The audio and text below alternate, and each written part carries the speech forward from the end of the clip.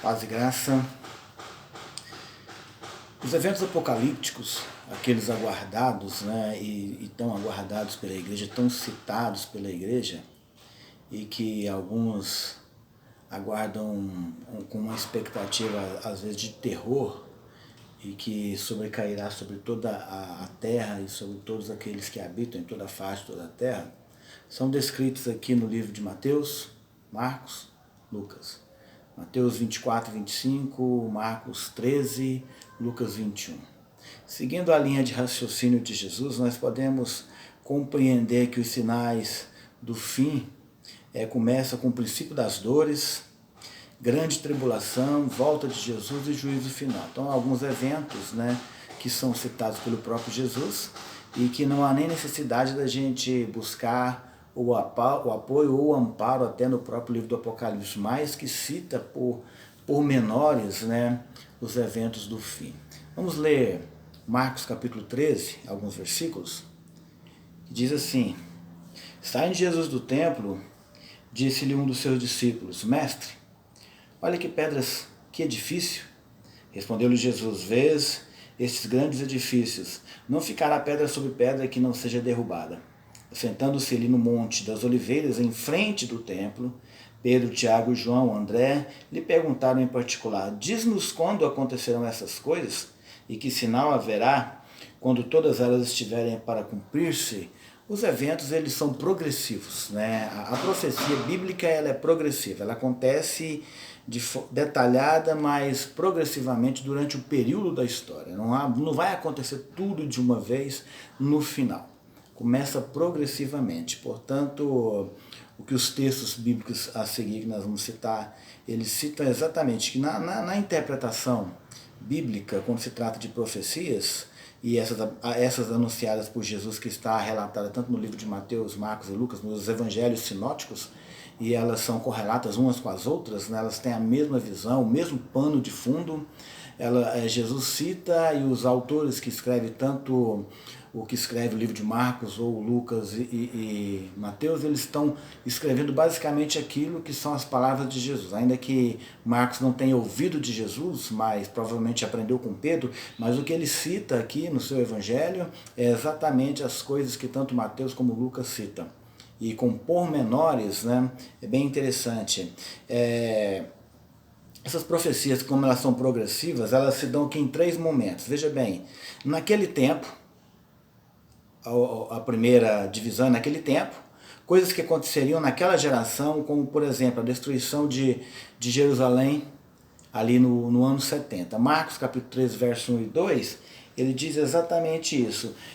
Vês estes grandes edifícios, não ficará pedra sobre pedra que não seja derrubada. Isso ele está dizendo acerca do evento que acontece no ano 70, que é a invasão de Jerusalém por Tito Vespasiano, que era o imperador, que era um general de Roma, que depois veio a ser também imperador, e ele destrói Jerusalém, ele queima Jerusalém, ele derruba o templo, ele saqueia o templo, ele faz uma destruição, mata milhões de cristãos. Julga-se que morreram mais de 2 milhões de judeus naquela época, ali naquela invasão de Jerusalém por Tito Vespasiano. Então, como a profecia é progressiva, ela começa a acontecer a partir desse período. Ela foi citada por Jesus e ela acontece já dando início, logo pouco tempo depois dele ter ido assunto ao céu. Então, no ano 70, dá-se início, basicamente, a essas catástrofes, a essas profecias que são apocalípticas e que só terão fim no juízo final, quando Jesus julgar todas as coisas, e colocar todos no seu devido lugar. A segunda divisão é durante a história. Isso é fatos que se cumpririam no caso, posteriormente seriam sinais da volta de Jesus. Marcos 13, 5, versículos 5 a 8, veja bem o que diz aqui. Disse Jesus: Cuidai para que ninguém vos engane. Muitos virão em meu nome dizendo: Sou eu, e enganarão a muitos. Quando ouvirdes de guerras e rumores de guerras, não vos perturbeis. Tais coisas devem acontecer, mas ainda não é o fim. Nação levantando contra nação, reino contra reino, haverá terremotos em diversos lugares e fomes. Essas coisas são princípios de dores. Então, aquelas que se cumpririam, dando início e no período histórico, desde que Cristo surge até agora, então nós vimos que vários desses eventos aconteceram. E eles só culminarão no final, quando terminar todas as coisas e Cristo completar a sua boa obra na vida dos seus filhos, dos cristãos, dos seus seguidores, é que se dará o fim então de todas essas coisas. Mas aqui ele já deixou claro que haveriam falsos cristos, haveriam falsos profetas, haveriam guerras, rumores de guerras, nação se levantando contra a nação, pandemias, tantas essas coisas que se cumpriram e continuam se cumprindo no período da história. E na terceira parte dessa terceira divisão, é no fim de tudo, quando todas as profecias se cumprirem plenamente. Aqui, a partir do verso 14 até o versículo 27 de Marcos, ele vai fazer a citação dos eventos que são finais. Mas é bom nós entendermos que as profecias não são simbólicas, elas se cumprem ao pé da letra, ao pé da risca, vai se cumprir. Veja o que o texto diz aqui a partir do verso 14. Quando virdes a abominação que causa assolação situada no lugar onde não deve estar, quem lhe entenda então, os que estiverem na Judéia fujam para os montes, e o que estiver nos telhados não desça para a casa, nem entre para tirar coisa alguma de sua casa, o que estiver no campo não volte para trás para buscar a sua capa, ai das que estiverem grávidas e das que estiverem amamentando naquele dia, olhai para que isso não suceda no inverno, orai para que não suceda no inverno, porque naqueles dias haverá uma aflição tal, qual nunca houve desde o princípio do mundo que Deus criou e até agora, e nunca jamais haverá. Ele cita acerca de um evento cataclísmico, catastrófico, que é uma perseguição, é algo que jamais aconteceu em todo o período da história. Veja que os cristãos eles foram perseguidos, morreram. Estima-se que 60 milhões de cristãos aproximadamente morreram nos coliseus romanos, no Coliseu Romano, ali para entretenimento, né, dos ricos, né, dos imperadores, de todos aqueles que pagavam caro para poder ver um cristão enfrentar um gladiador, ser alimento de feras. E aí ele diz que haverá uma aflição como nunca houve, e que depois dessa jamais haverá nenhuma aflição que compare a essa. Ele fala de um período de grande tribulação, ele está falando de um período qual recairá sobre toda a humanidade, como Lucas 21, 34 a 36 também faz o mesmo relato, que tamanha aflição recairá sobre todos que vivem em toda a face da terra, e que como essa jamais houve e jamais haverá.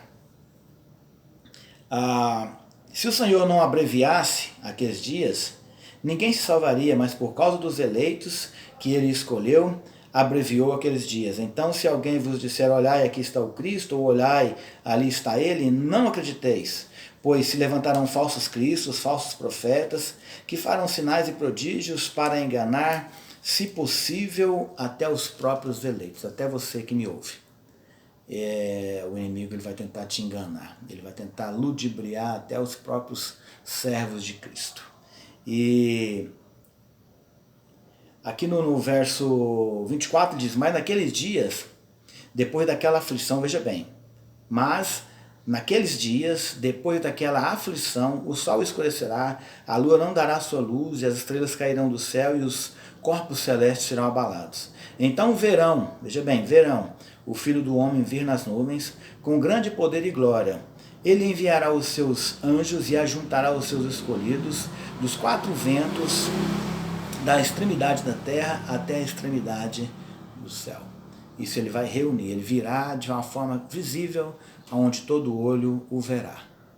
E aí ele ajuntará todos os seus salvos, todos os seus filhos, dos quatro cantos da terra, para o que nós chamamos de arrebatamento. Mas isso depois de passarmos, ou de todos conhecerem, né, a apostasia, o anticristo, porque não faz sentido Paulo escrever aos Tessalonicenses citando acerca do homem da iniquidade, do anticristo, né, do antideus, daquele que quer proclamar-se a si mesmo Deus, falar de um período de apostasia, falar de alguém que vai surgir num período em que a igreja vai estar na terra sem que a igreja não esteja na terra. Não faz sentido ele dizer algo que não vai acontecer. Ele está dizendo algo para aqueles que vão ficar aqui.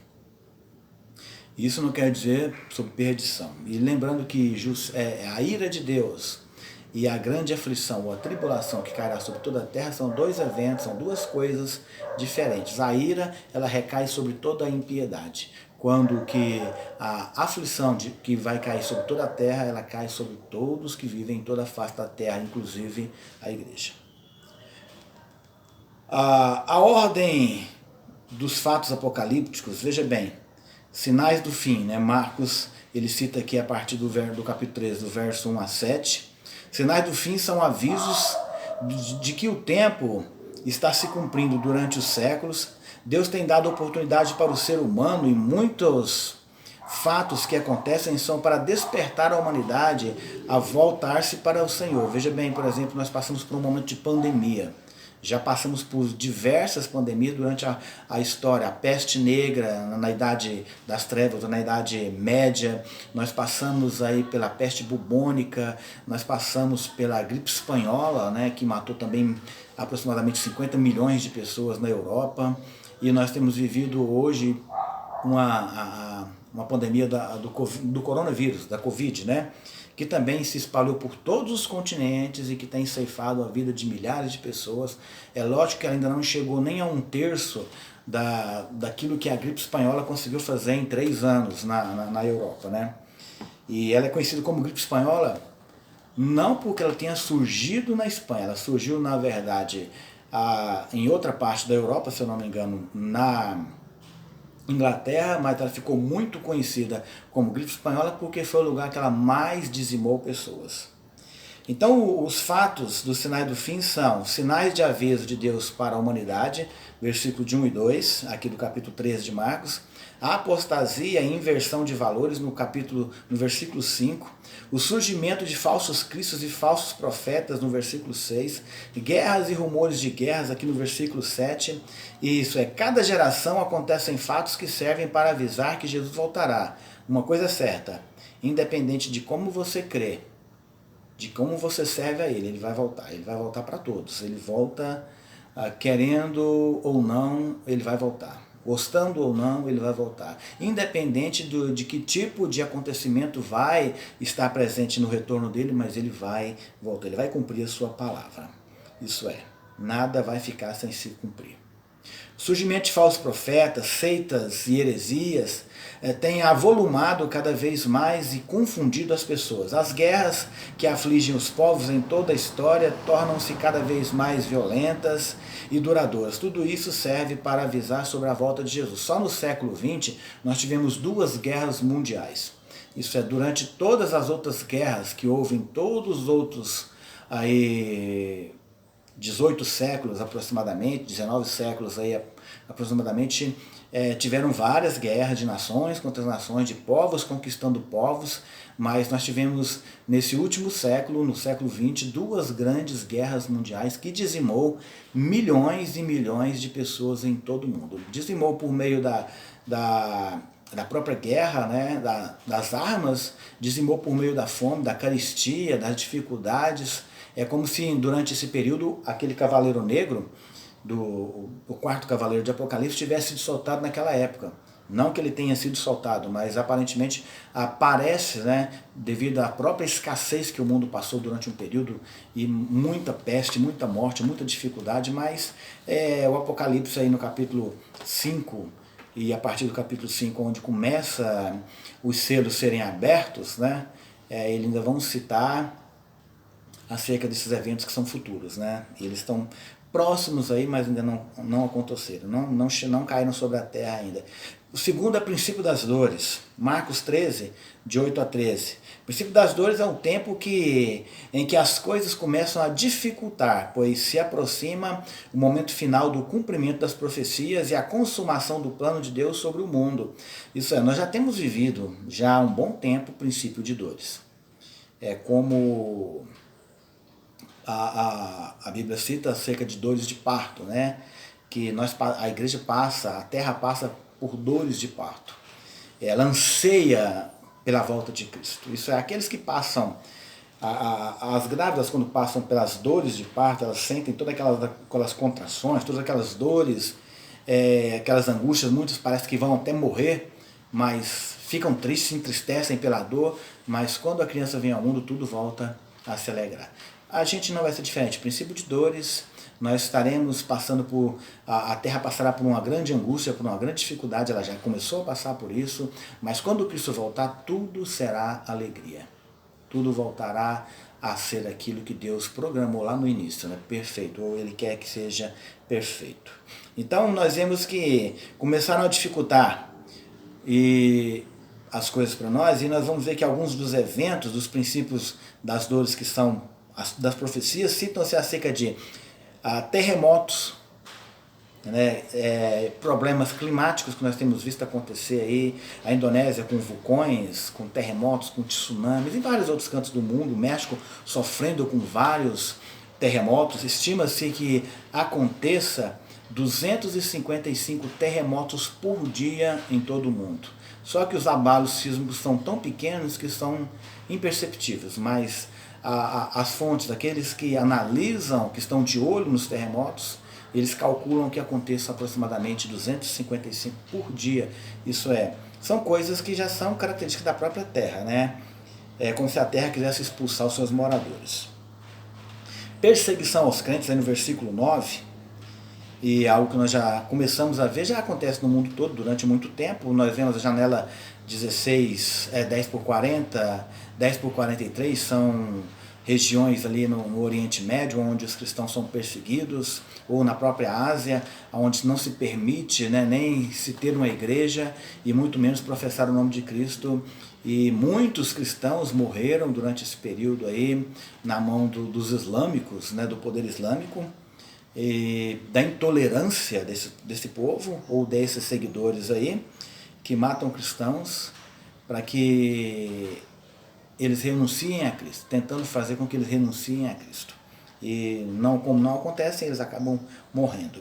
O evangelho pregado em toda a terra, o evangelho ser pregado em toda a terra, há algum tempo atrás seria um pouco mais complexo, mais difícil de imaginar como seria a pregação do evangelho. Mas hoje, com a evolução dos meios de comunicação, todo mundo hoje se ouve falar de Jesus. Eu não sei se esse será o meio que Deus vai usar, mas Deus pode usar o meio que Ele quiser, mas a palavra dele será ministrada em todos os cantos. E aqui no verso 10 cita que o evangelho será pregado em toda a terra. Necessidade de perseverança. No versículo 11, veja bem o que o texto diz para nós. Quando vos conduzirem para vos entregarem, não vos preocupeis com o que haveis de dizer. O que vos for dado naquela hora, isso falai, pois não sois vós os que falais, mas o Espírito Santo. Muita gente interpreta isso aqui baseado na sua vida espiritual cotidiana, ou baseado na sua vida espiritual quando vão ministrar uma palavra, quando vão pregar, e dizem que o Espírito Santo vai fazer eles lembrarem das coisas. E eu digo para você, essa interpretação é totalmente incoerente, totalmente fora do contexto da própria palavra. O que está sendo dito aqui é de um tempo de aflição, quando a igreja será perseguida, os cristãos serão perseguidos, e quando forçarem aos cristãos a dizerem alguma coisa, que não é para eles se preocuparem, que o Espírito Santo, que não os abandonará, que não os deixará, é quem falará por eles, e colocará a palavra na boca deles, falará, e não é essa versão usada por aí não, que o Espírito Santo vos fará lembrar. E como é que ele vai fazer você lembrar de uma coisa que você não conhece? Então estude para que você tenha perseverança, é importante, a perseverança dos santos, tá? A frieza no amor é algo que tem acontecido. Aqui no verso 12 cita que um irmão entregará à morte outro irmão, e o pai ao filho. Filhos se levantarão contra os pais e os matarão. Sereis odiados de todos os homens por causa do meu nome, mas naquele que perseverar até o fim será salvo. A falta de amor já tem crescido há muito tempo, já tem aumentado muito. E a gente tem visto como ainda a igreja ainda tem perseverado em amar. E é importante que a Bíblia diz que se nós não amamos aqueles a quem nós vemos, como nós amaremos a Deus a quem nós nunca vimos? Então é importante que você ame e permaneça firme neste amor, porque é este amor que mantém o fogo queimando dentro do seu coração. E não permita que isso aconteça. Escândalos e ódio, versículo 13.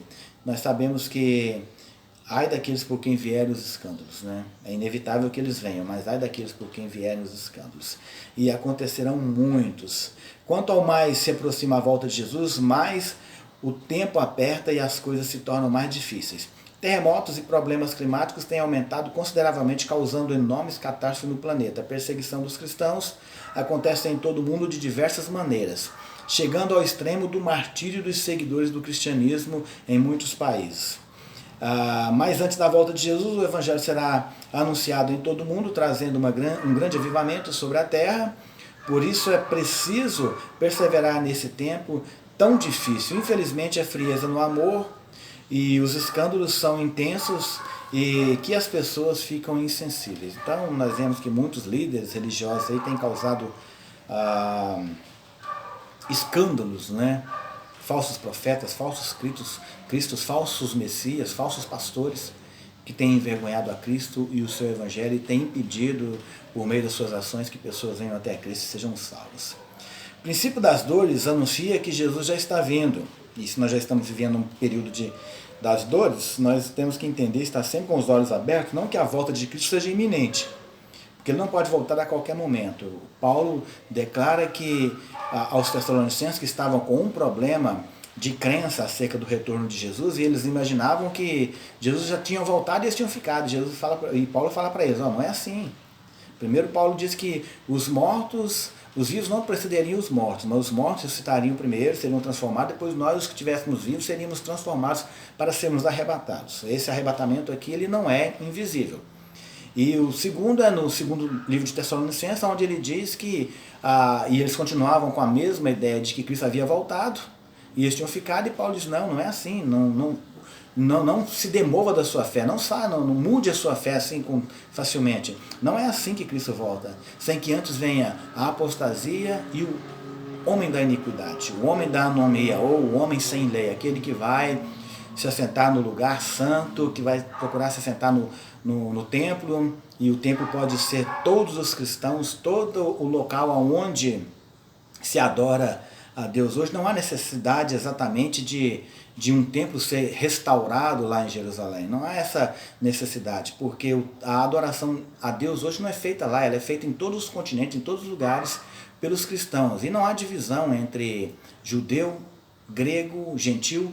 A Bíblia diz que Deus não faz acepção de pessoas e não há a acepção de pessoas, e ele diz também que não há diferença entre judeu e gentil, ou igreja e Israel. Portanto, essa versão também ela é dispensacionalista, né? E não é isso que nós estamos citando aqui agora. A grande tribulação é um momento decisivo antes de Jesus voltar.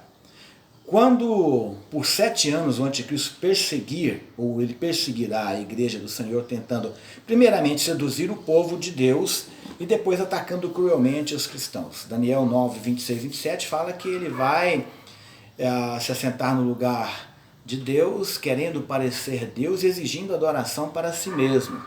E esta perseguição ela é basicamente inevitável para aqueles que estão habitando sobre a face de toda a terra. Nos primeiros 3 anos e meio, provavelmente, ele vai tentar ludibriar até os eleitos de Deus, tentar enganar para que eles adorem a ele como sendo o Messias, o Cristo, aquele que viria e que para eles deveria ser o seu Messias, e no nosso caso, Cristo já veio para nós.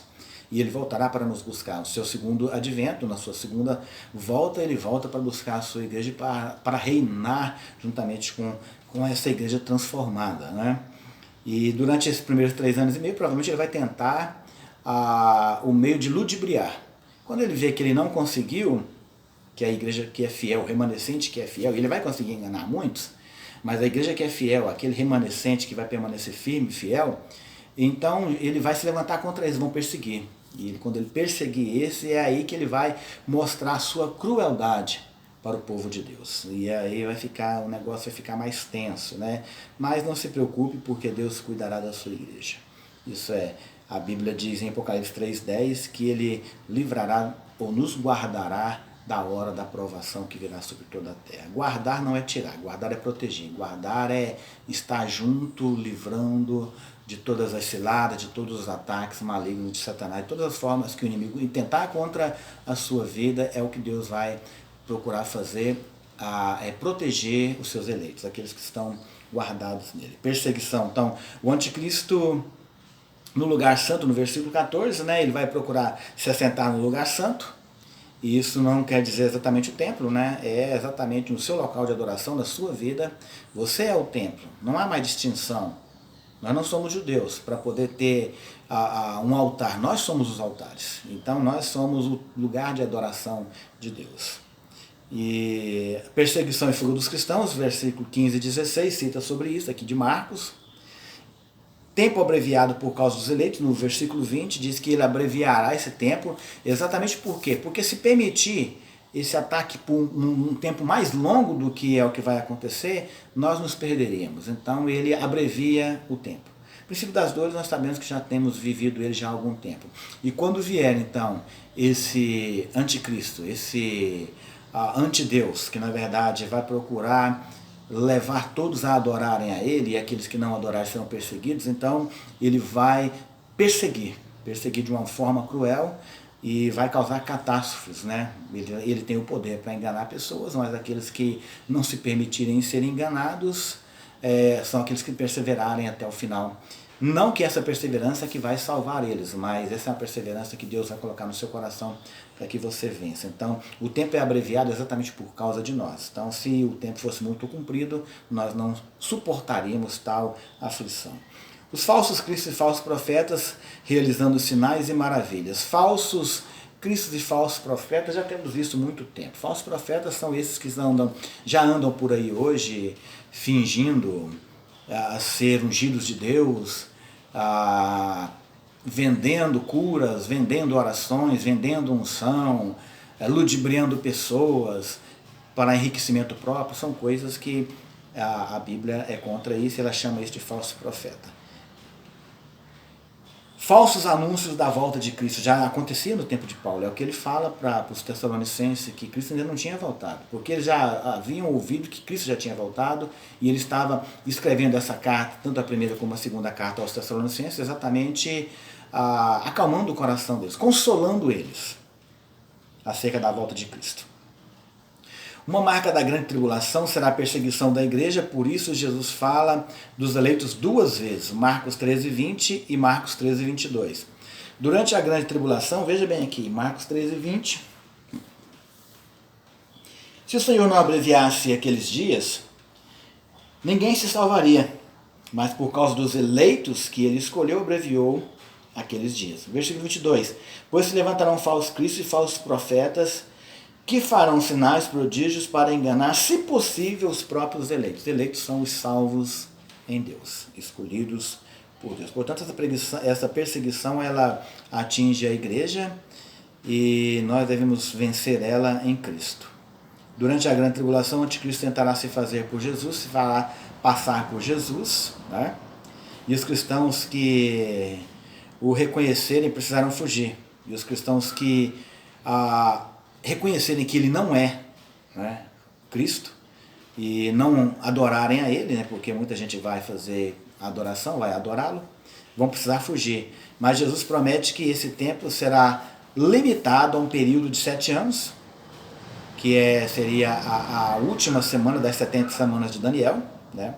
A partir da 69ª, aí nós teríamos a última semana, que contaria que é a semana de anos, seriam 7 anos, por causa dos servos de Deus, e Apocalipse 12:6. Mas falsos profetas, falsos cristos surgirão tentando enganar pessoas, até com sinais e maravilhas, anunciando falsas notícias sobre a volta de Jesus. Grande tribulação é um tempo de perseguição da igreja. Volta de Jesus,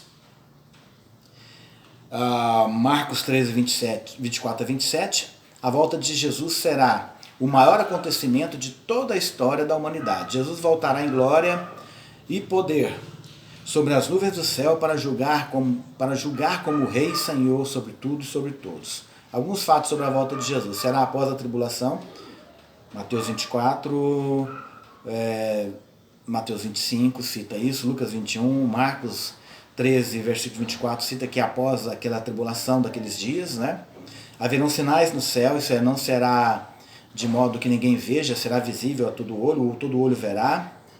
Surpreenderá muitos porque ninguém sabe o dia. Isso é algo que somente muitos marcaram a volta de Jesus durante, pelo menos no século XIX, marcaram a volta de Jesus, pelo menos 3 pessoas marcaram, né, que foram predecessores, né, na verdade, após eles, surgiram várias seitas que depois tentaram consertar aquela marca de eventos que eles haviam feito, né, tentando ludibriar o povo também mais uma vez, e Jesus nunca veio. Alguns chegou a dizer que ele veio em 1914 e na sua segunda vinda ele veio parcialmente em 1914, que seria o Testemunho de Jeová, e estabeleceu-se no governo da Testemunho de Jeová em 1918. Nós sabemos que em 1914 a 1918 aconteceu a Primeira Grande Guerra Mundial e nenhum governo de paz foi estabelecido naquele período. Arrebatamento dos fiéis, no versículo 27. Veja que o versículo 27 cita que ele enviará os seus anjos e ajuntará os seus escolhidos dos 4 ventos da extremidade da terra até a extremidade do céu. Então não será secreto. Todo olho verá ele vindo. E depois, em outro vídeo, eu vou estar falando sobre arrebatamento e sobre as implicações de como se dará, basicamente, biblicamente dizendo, acerca desse arrebatamento. Final da grande tribulação, Jesus arrebata a sua igreja e ressuscita os mortos salvos pela fé. 1 Tessalonicenses 4, 16 e 17. Não se pode separar a volta de Jesus do arrebatamento da igreja, pois assim teria que voltar 2 vezes. Acontecerão muitos sinais no céu avisando sobre a volta do Senhor, e mesmo assim as pessoas serão surpreendidas, mas todas as pessoas no mundo presenciarão a cena da volta de Jesus. Aquela história de que Jesus voltará em 2 fases. Na primeira ele volta para a igreja no arrebatamento secreto, depois ele volta para julgar e volta junto com a sua igreja. Ele traz a sua igreja, né, depois do período de tribulação, porque a sua igreja estaria no céu com ele nesse período de tribulação.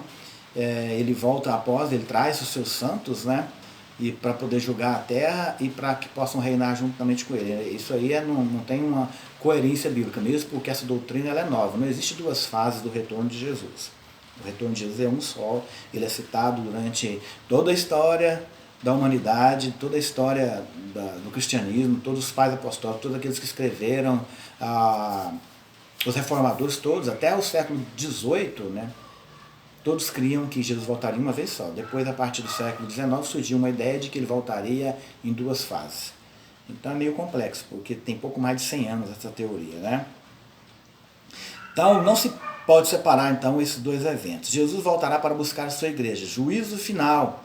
Marcos 13, 28 a 37, juízo final será o acerto de contas de Deus com a humanidade. A misericórdia de Deus permanece pelos séculos como o ser humano. Mas, neste momento, a taça da ira divina se derramará sobre a terra. Apocalipse 16. Em Marcos, não há muitos detalhes sobre o juízo final, apenas